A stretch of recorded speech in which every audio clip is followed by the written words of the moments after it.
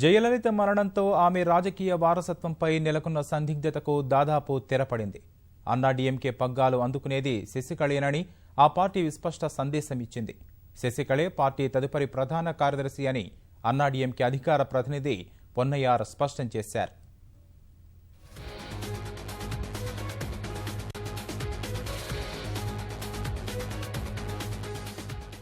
జయలలిత మరణంతో ఆమె రాజకీయ వారసత్వంపై నెలకొన్న సందిగ్ధతకు దాదాపు తెరపడింది.